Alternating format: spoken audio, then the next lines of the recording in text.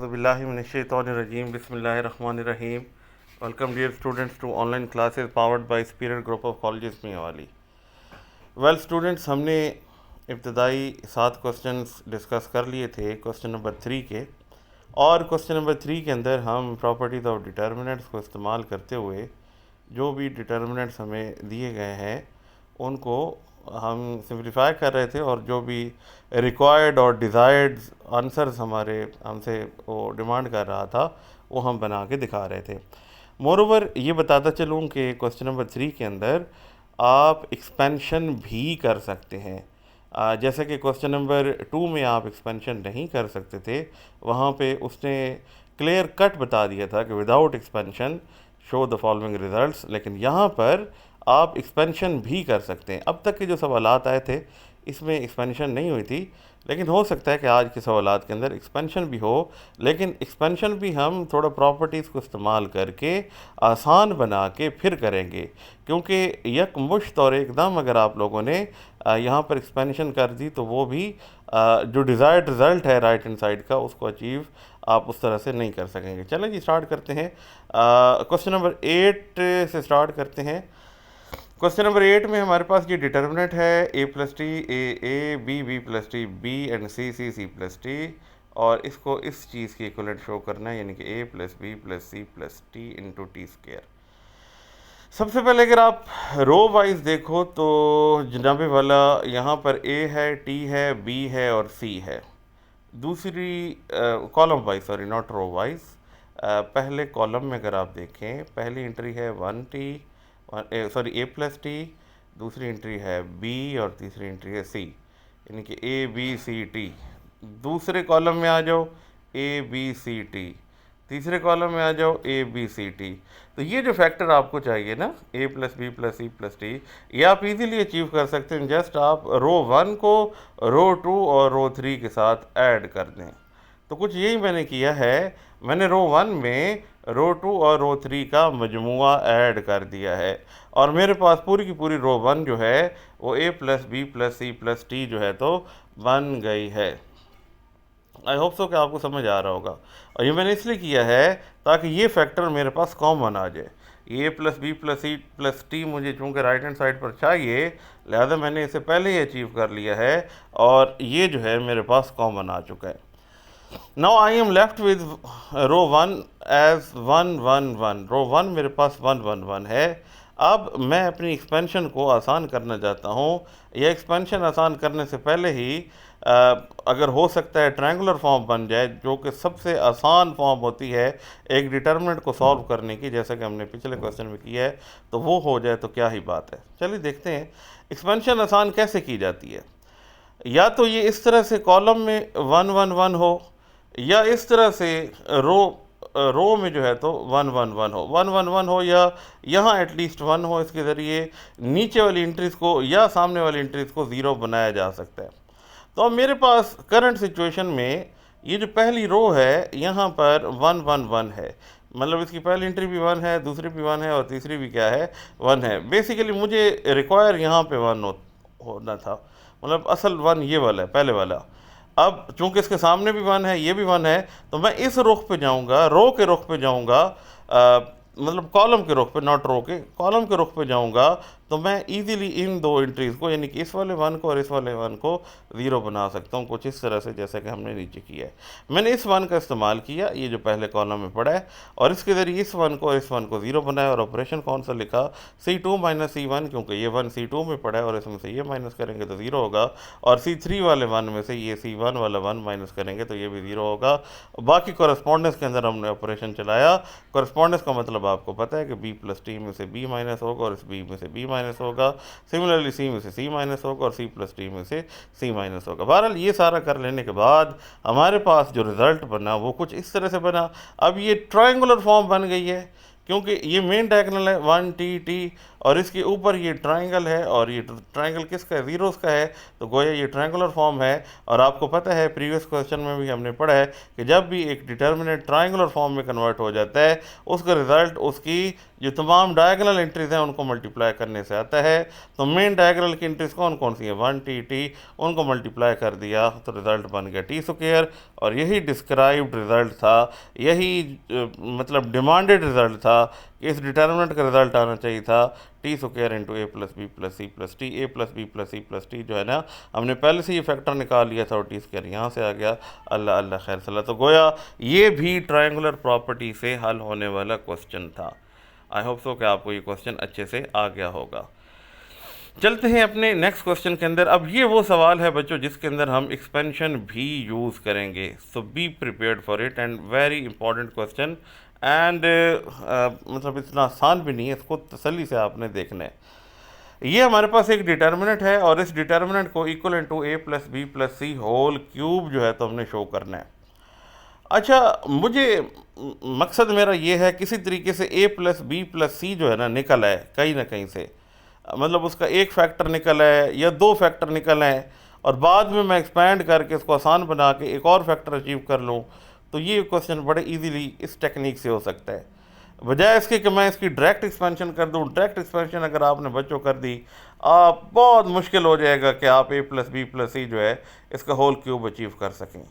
तो कुछ टेक्निक्स लड़ाते हैं, कुछ दिमाग लड़ाते हैं। इधर ऑपरेशन देखें क्या लिखा हुआ है, C2 माइनस C1, कॉलम 2 में से कॉलम 1 माइनस करें तो क्या होगा। देखो 2a माइनस ए माइनस बी माइनस सी, मतलब ये ऑपरेशन बनेगा 2a माइनस ए माइनस बी माइनस सी।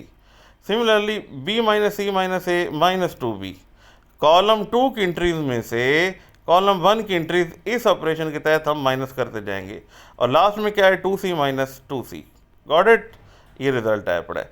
सिमिलरली कॉलम 3 में से भी क्या करना है, कॉलम 1 माइनस करना है। ये कॉलम 3 है, 2a, इसमें से भी ये माइनस करना है, माइनस इंटू ए माइनस बी माइनस सी, और 2b में से भी 2b क्या करना है, माइनस करना है, और c माइनस ए माइनस बी में से भी क्या करना है, 2c माइनस करना है। ऐसा कर लेने के बाद अब देखें ना, ये 2a माइनस ए कितना हो जाएगा, प्लस ए, और ये माइनस माइनस प्लस बी, और ये minus minus plus C. Got it, यहाँ से क्या आया जी, ये हमारे पास माइनस ए, ठीक है, और ये b माइनस 2b क्या होगा, माइनस बी और माइनस सी। मतलब यहाँ का ये जो दूसरी एंट्री का रिजल्ट आएगा ये आएगा माइनस ए माइनस बी माइनस सी। तो उनमें से हमने क्या किया, माइनस कॉमन कर लिया, अंदर बच गया ए प्लस बी प्लस सी। और ये जो तीसरी एंट्री है रो 2 की, सॉरी कॉलम 2 की, ये 2c माइनस 2c क्या हो गई, 0 हो गई। सिमिलरली इन ऑपरेशन को कर लिया, यहाँ से रिजल्ट आया ए प्लस बी प्लस सी, ये 2b माइनस 2b 0 हो गया, और यहाँ से भी उसी तरीके से माइनस कॉमन करके ए प्लस बी प्लस सी। अब बड़ी ज़बरदस्त किस्म का हमारा ये ऑपरेशन करने के बाद एक ज़बरदस्त किस्म की हमारे पास हमारा एक जैक लगा है कि हमारे पास कॉलम 2 के अंदर भी ए प्लस बी प्लस सी कॉमन आ रहा है, और कॉलम 3 के अंदर भी ए प्लस बी प्लस सी कॉमन आ रहा है। तो यहाँ से भी और यहाँ से भी मैं A plus B plus C को कॉमन कर लूँगा, क्योंकि एक factor A plus B plus C का यहाँ से निकला, दूसरा यहाँ से निकला, तो overall A plus B plus C का होल स्क्वायर मुझे बाहर अचीव हो जाएगा, and we are left with this determinant. I hope so यहाँ तक आपको बात समझ आ गई होगी। अब देखो, मैंने एक्सपेंशन आसान करनी है। एक्सपेंशन आसान करने का क्या तरीका होता है कि आप किसी रो या किसी कॉलम में ज़ीरोस के तादाद बढ़ा दें, एक्सपेंशन आसान हो जाती है। ठीक है जी। तो देखो ना, अब ज़रा इस चीज़ पे आपने गौर करना है। अगर मैं चाहता हूँ कि मैं कॉलम 2 से एक्सपेंड करूँ, तो मेरे पास यहाँ पर 1 मौजूद है, यहाँ पर -1 है, और यहाँ पर 0 है। मैं अगर रो 2 में जो -1 पड़ा है, इसमें रो 1 वाला 1 ऐड कर दूं, तो ये एंट्री 0 हो जाएगी कि नहीं हो जाएगी। ये जो -1 पड़ा है ये 0 हो जाएगी, और उसके नीचे तो ऑलरेडी 0 है, और अगर ये भी 0 हो गया और ये तो पहले से 0 है, तो मेरी एक्सपेंशन आसान हो जाएगी, क्योंकि मैं 2 ज़ीरोज़ अचीव कर लूँगा कॉलम 2 में। इसी चीज़ को ये यूँ भी आप कर सकते थे कि ये इस -1 को ज़ीरो, हाँ बल्कि यही सबसे बेस्ट है। इधर से भी हो सकता था, लेकिन यही सबसे बेस्ट है जो पहले बताया।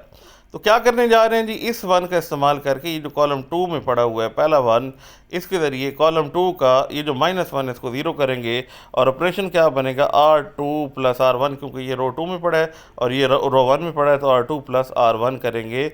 ऐसा करने से कॉरेस्पॉन्डेंस में इनको भी ऐड करना पड़ेगा, -1 + 1 हो जाएगा और यहाँ से 0 + 1 हो जाएगा और मेरे पास क्या आ जाएगा, 1 0 0 कॉलम 2 के अंदर। ये जो 1 0 0 अचीव हुआ, इसने मेरी एक्सपेंशन को आसान बना देना है और मैं एक्सपैंड कर दूंगा कॉलम 2 से। अच्छा, ये वाला फैक्टर बाहर एज इट इज़ आ रहा है, कॉलम 2 की पहली एंट्री के साथ माइनस लगता होता है। मैंने स्टार्ट में बताया हुआ है कि जब आप कॉलम से एक्सपैंड करते हैं तो कॉलम 2 के साथ माइनस, पहली एंट्री के साथ माइनस लगता है, और अगर रो में आप एक्सपेंशन कर रहे हैं तो रो 2 की पहली एंट्री के साथ माइनस लगता है। तो कॉलम 2 की पहली एंट्री 1 है, इसके साथ माइनस लगेगा। अब ये 1 जिस रो में है और जिस कॉलम में उसको छोड़ देंगे, बाकी एंट्रीज लिख लेंगे, A-B-C 1 2C -1 ये आ गया, और नीचे +0 और -0 इनकी कोई एक्सपेंशन नहीं बनेगी। अब इनको सिंप्लीफाई करेंगे, ये इसके साथ मल्टीप्लाई होगा और माइनस लगा के इसके साथ ये रिजल्ट्स आएंगे, ठीक है। C - 2C -C हो जाएगा, और माइनस जब अंदर मल्टीप्लाई होगा तो A + B + C का एक फैक्टर हमें मिल जाएगा, और वो इस A + B + C के होल स्क्वायर के साथ मल्टीप्लाई होकर A + B + C का होल क्यूब बना देगा। अल्लाह अल्लाह खैर सलाह। कुछ इस अंदाज में हम ईज़िली इस क्वेश्चन को कर सकते हैं, लेकिन मेन इसका ये ऑपरेशन था, पहला ऑपरेशन, जिसके करने के फ़ौरन बाद, इस ऑपरेशन के करने के फ़ौरन बाद हमें A + B + C whole square मिल गया।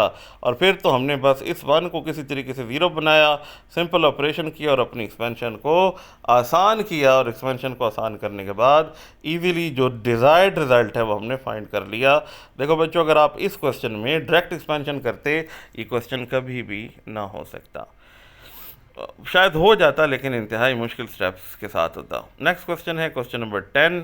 अब देखें, डिटर्मिनेंट पे गौर करना है कि हमें क्या क्या फैक्टर्स चाहिए, डिटर्मिनेंट में से कौन कौन से फैक्टर चाहिए। ये फैक्टर हमें चाहिए, पहला फैक्टर x + y + z। देखो ये पहली और दूसरी रो को देखो, x + y + z, x + y + z, x + y + z, मतलब अगर आप पहली रो और दूसरी रो को ऐड कर दो तो ये फैक्टर तो आपको मिल ही जाएगा और उसे आप कॉमन ले जाएंगे। तो यही मैंने किया, R1 + R2 किया, और ऐसा करने से रो 1 में मुझे कौन सा फैक्टर मिल गया, x + y + z का फैक्टर मिल गया, और इस x + y + z के फैक्टर को मैंने कॉमन कर लिया रो 1 से।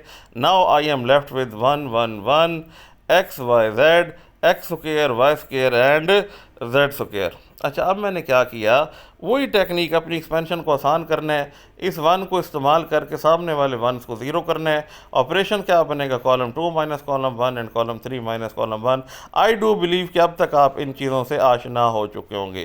तो 1 - 1 y - x, y square - x square, and 1 - 1 z - x and z square - x square आपने कर लिया।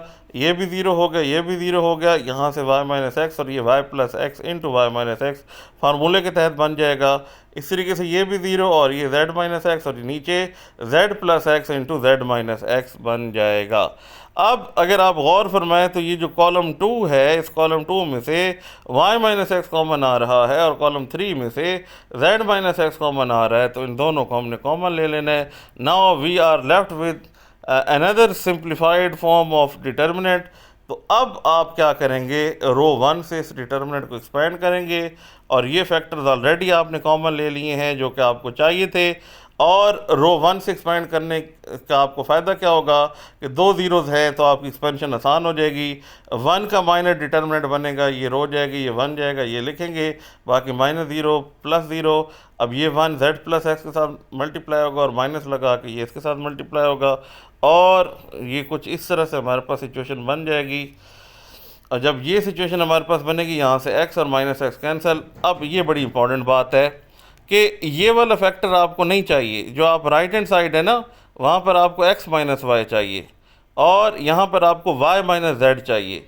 तो इन दो फैक्टर्स को अल्टर कर देंगे, इनमें से माइनस कॉमन ले लेंगे, इसमें से माइनस कॉमन आएगा, ये x - y हो जाएगा, और इसमें से माइनस कॉमन आएगा, y - z हो जाएगा, और ये वो डिज़ायर्ड रिज़ल्ट है जो आपको चाहिए था, यानी कि x + y + z, x - y, z - x and y - z, यही आपकी राइट हैंड साइड है। अब आपने क्या करना है, क्वेश्चन नंबर 12 एंड 13 बिल्कुल सिमिलर है, इन्हीं ऑपरेशंस के ज़रिए है। अब हो सकते हैं आपने बच्चे ये करने हैं, और इंशाल्लाह ताला मज़ीद जो है नेक्स्ट वीक से हम अपने लेक्चर स्टार्ट करेंगे और देखेंगे कि जो रिमेनिंग क्वेश्चंस हैं उनको कौन सी टेक्निक्स का इस्तेमाल करके हम लोग कर सकते हैं। अब तक के लिए इतना ही, मिलते हैं नेक्स्ट लेक्चर में। अस्सलाम वालेकुम।